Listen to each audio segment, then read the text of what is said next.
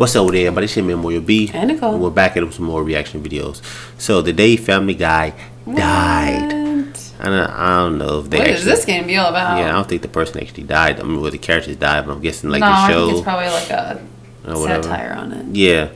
We got 4.2 million views, episode? man. Yeah, so we definitely finna check it out, man. We finna dive right into it. When Family Guy first premiered on January 31st, 1999, it was another strong testament to the changing landscape of cartoons that had taken place throughout the 1990s. Up until that point, cartoons were normally segmented into two categories.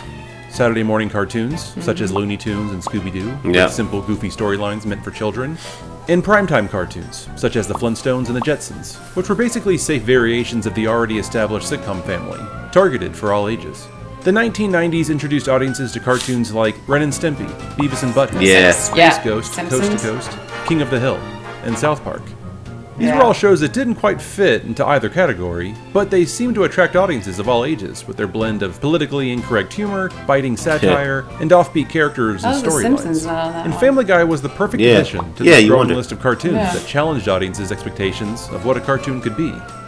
Family Guy is the brainchild of Seth MacFarlane, loosely based off two short cartoons that MacFarlane wrote and directed called The Life of Larry and Larry and Steve. When watching these short cartoons, one can easily see the influence in the style of humor that would eventually become Family Guy, including the foundational friendship of Larry and Steve that would become Peter and Brian. What do you think they eat? Oh, yes, I don't know. It's some kind of like space jerky or something, I guess. Yeah, because they're obviously, well, I mean, Shatner is obviously, getting fed fairly well. I mean, somebody's seeing to that. As of now, Family Guy has had a prosperous 15 seasons, but the show just doesn't resonate with me the same way it once did. The formula and characters feel tired and long worn out. So what happened? What changed? I'm going to examine Family Guy's entire 15-season run, and we'll attempt to pinpoint the day Family Guy died. Family Guy was initially viewed in over 22 million homes during its premiere episode, Death Has a Shadow, mostly in part because it aired in the much-coveted time slot following the Super Bowl. But Family Guy's first 3 seasons were plagued with mediocre ratings and a constant reshuffling of time slots, at different times being pitted against NBC's must-see TV lineup of Friends and Frasier, and new breakout hits on ABC and CBS. At the conclusion of its 3rd season, Fox finally pulled the plug on Family Guy, officially canceling it. However, a year later, Family Guy was given a second life, as reruns began airing on Adult Swim the same week DVDs of Season 1 and Season 2 were released. Instantly, Family Guy garnered cult status as viewership on Adult Swim was boosted 239%, and sales of the DVDs reached 2.2 million copies, becoming the highest-selling television show DVD of 2003, and the second highest-selling television DVD ever, behind Chappelle's Show. Season 3 was later released on DVD, also selling over 1 million copies. The extreme success and popularity in DVD sales and reruns convinced the Fox network to bring Family Guy back for a 4th season, making Family Guy the first revival of a television show based predominantly on DVD sales. One could argue that Family Guy died the day Fox canceled the series after its initial 3-season run. When it came back, the creators had to attempt recapturing the same tone and humor that was so successful before. But when coming back from an extended hiatus, there's always the fear that the creators will become blind fans of their own work, attempting to mimic what worked before with nostalgic callbacks, while never firmly getting back to the formula that worked before. That's what happened with recent revivals, such as Arrested Development and The X-Files. All the pieces are in place, but they never quite strike the same chords. They spend more time looking back to what worked before, as opposed to striking new effective ground. But I don't think that's the case for Family Guy. When Family Guy returned to Fox, American Dad premiered with it. This marked the first big shift in the creative force behind Family Guy, as American Dad pulled away original staff writers such as Matt Weitzman and Mike Barker. Weitzman and Barker co-created American Dad with Seth MacFarlane, who also voices multiple characters on the show. As the popularity of Family Guy and American Dad began to take off, so did Seth MacFarlane's career. In the 10 years that Family Guy's been back on the air, Seth MacFarlane helped co-create a 3rd animated show, wrote, directed, and starred in 3 movies, recorded 3 albums, and hosted the Primetime Emmy Awards and the Academy Awards, all the while still serving as the head writer for Family Guy. The head writer is arguably the most important position on a television show, and with MacFarlane's attention pulled in multiple directions, their creative excellence was bound to decline. All these factors have added up to Family Guy's gradual downfall, but if I had to pick a day when Family Guy finally died for good, it would be November 24th, 2013, with the season 12 episode, Life of Brian. You given me a wonderful life. No, Brian. They killed I Brian. love you all. No, I think they killed them all. In this episode, Stewie destroys his time machine due to the numerous close calls him and Brian have gotten into during past adventures. When trying to pass the time together outside, Brian is suddenly struck by a speeding car and Ooh. dies. The entire family is so overwhelmed by grief that they adopt another dog, Vinny, to try and fill the void. Aw. But Stewie is still left saddened by the fact that he can't go back in time in his time machine and save his best friend. The episode received almost universal backlash from fans.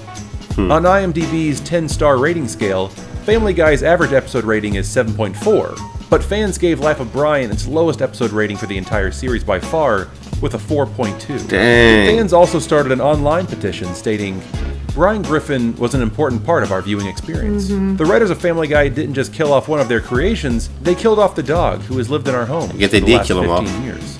Yeah. They killed the dog we have all come to love. The petition went on to obtain over 120,000 signatures. The episode itself was surprisingly emotional, but the overall tone of the episode was off. At moments, you had poignant reverence, followed instantly with slapstick goofiness. Holy crap, what the hell happened? That guy sucked. Dang. I'm aware that Family Guy is a cartoon, but if the writers want the audience to care about their characters and have an emotional connection with them, then they must handle the characters with mutual respect. If nothing matters because it's a cartoon, then why should I waste my time as a viewer connecting to any of the characters? Why should I watch it all? Brian has always been the heart of Family Guy.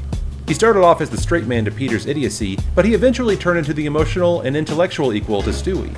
Their relationship quickly evolved into the best dynamic on the show. Doesn't seem to be working. What is that? What is that? What are you looking for? What are you looking for specifically? Yeah, that's right. And you can tell that the writers of the show realized this too, as many episodes involved Brian and Stewie on their own adventures. Now classic episodes like Brian and Stewie, Back to the Pilot, and the 8 Road 2s are some of the smartest, funniest, and most emotional episodes of the entire series. I like you a lot. Okay. I guess you could say I really like you. I would even dare to go a little further, perhaps. I care a great deal about you. A very great deal. Maybe even deeper than that. I love you. I mean, I love you as one loves another person whom one simply cannot do without. Well, I love you too, Stewie. Again, based on IMDb's fan ratings, the episodes that revolve around Brian and Stewie average a rating of 8.0, much higher than the show's episode average. Their relationship was the best thing that the show had going, and to have that taken away was the last straw. And yes, Brian Griffin was eventually brought back 2 episodes later in the episode Christmas Guy, but at that time, Brian's return wasn't a guarantee. In the Season 9 episode, And Then There Were Fewer, the writers established a precedent that characters could die and never return after they killed off Muriel Goldman and Diane Simmons, both veteran, reoccurring characters. These are all the characters that we've killed off over the years. This is a reminder not to use these characters in future episodes, as that would be a, well, the fans would notice. More than anything else, killing Brian signaled that the writers were long out of ideas. See? Episodes The have been episode reduced with, to repeated gags, Yeah. tired storylines, and other desperate attempts for viewers, like their Simpsons crossover episode, The Simpsons Guy. In an interview with The Hollywood Simpsons Reporter Guy. back in October 2011, Seth MacFarlane had this to say regarding the future of Family Guy. Part of me thinks that Family Guy should have already ended. I think 7 seasons is about the right lifespan for a TV series. I talked to the fans, and in a way, I'm kind of secretly hoping for them to say we're done with it. He sounded Dang. completely lackluster about the creative future of Family Guy, and that was 6 years ago. 2 Maybe years he's getting before tired he of it. killed Brian.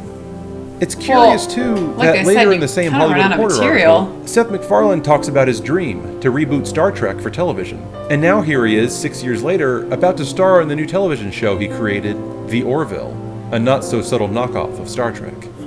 Consider this. Brian Griffin is a highly intellectual, liberal atheist who writes. So is Seth MacFarlane. In a sense, Brian Griffin's persona is an extension of Seth MacFarlane. On top of that, Brian is the only character voiced by Seth MacFarlane where he doesn't alter his voice at all. It's the same old story for me. I think Stewie emerged from an impression of Rex Harrison. Peter was based on a security guard that I worked at the college that I went to. And Brian is just me trying to give my pipes a break. Brian? Yeah, yes, sir. What? Very respectful. Thank you. Well, I'm on Inside the Actor Studio with James Lipton. After reading that article in The Hollywood Reporter, I can't help but wonder if killing Brian was MacFarlane's metaphor for his emotional and creative distance from Family Guy. Perhaps in killing Brian, the Native Americans part of weapons. MacFarlane hoped that he would sabotage the show, so fans would leave and he could move on to his other numerous creative pursuits. Family Guy can't function properly without both Brian Griffin and Seth MacFarlane. Brian is the straight man, giving purpose and meaning to the show's insanity. And Seth MacFarlane is the driving creative force, providing emotional and intelligent breadth to what has become one of the best cartoons ever created. But when Brian was killed, Seth MacFarlane's apparent interest in the show died with him. And that was the day Family Guy died. I think it was interesting because it gave us a little bit more, I think, background into the storyline and history of Family Guy, because you and I haven't watched all the seasons, so... Yeah, I can understand. I mean, he's probably getting like tired of writing it, or maybe he losing his creative drive. Because they say he was doing so many other different shows he was writing. So when you don't just pinpoint one show and you're doing all these multiple shows, you can't really like focus on like. Right. I mean, when Family Guy was like his #1 like worry, because that was trying to be his hit, then you put all of your creative juices into that and all your effort. Now he's spread thin. But I also understand that you and I both said with other shows that at a certain point, the show you gotta stop. It becomes too much. Like, it becomes repetitive, and you're doing the same thing over, and it's just not as original anymore, and it just makes your show decline and almost takes away from how good it was. So I feel like as a writer, that's kind of how he feels. Like, that's probably why he was like, he kind of wishes that it wasn't still so popular, so that it would just end.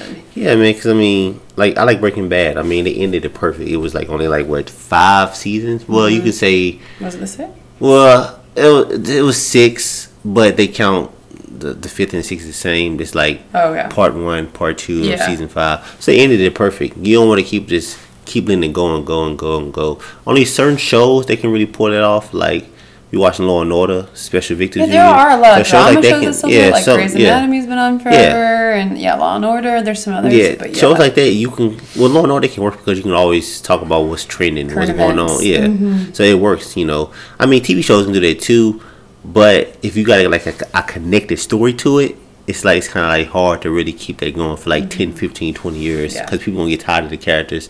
It's like I like Walking Dead, but I mean, it was so much better when it first started. The first couple of seasons, like I would say, I like the first 4 seasons the best. 5 was cool, but after it kind of started going a little bit down here for me. Yeah, you know, it's definitely. Not I mean, it's still cool. It's still cool, but I just it's not as good as it was for sure. Yeah. You think about Game of Thrones? I guess Game of Thrones still pretty good. But it's about to get in. It's still right. I mean, they're gonna end it. That's because it's still following a certain storyline, and it hasn't really come to an end yet. Yeah. So that one, no. But yeah, it is going to end here, so we know that. Yeah. Yeah, man. It was interesting. I really definitely enjoyed it, man. But we're going to end this video. If you want to support our channel, check out the link to our Streamlab and leave us a video request there. Make sure to keep the video under 12 minutes. Don't forget to subscribe. Thumbs it up. Turn on notifications. It's your man, Moya B. And Nicole. We're going to catch you on the next one. Stay awesome. Peace and love, baby.